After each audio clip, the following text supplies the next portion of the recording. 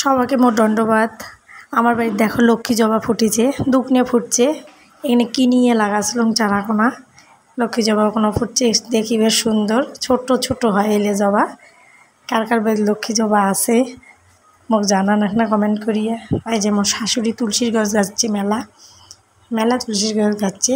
এলে মাছের কার্টুনগুলো কিনিয়ে নিয়ে লাগাচ্ছি। সকাল সকাল রান্ধনঘর তো আইসেই খাবে। রান্ধনঘর চলে আসলাম, ছাওয়ার ঘরে স্কুল যাবে। রান্ধনঘরের কাজ মোট চলছে আজকে। সকাল সকাল এখন শর্টকাটেই রান্না করে দিম। ভাতও মোর ধপকে ধরছে, ভাত হয়ে গেছে।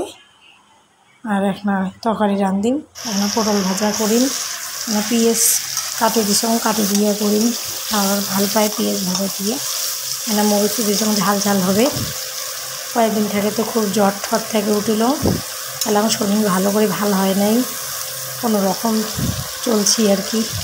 তার মধ্যে এখন ছোটো মোটো অ্যাক্সিডেন্ট হয়ে গেছে। টোটো আর স্কুটির ধাক্কা, স্কুটির হাতে ছাওয়া মোর পড়ে গেছিল। কালকে আরও ডাক্তার টাক্তার দেখে নিলাম। মোর বাবার ঠ্যাং হাড় ফাটি গেছে, বয়স হয়েছে। হ্যাঁ, সব মিলিয়ে খুব একটা আমরা ভালো নাই।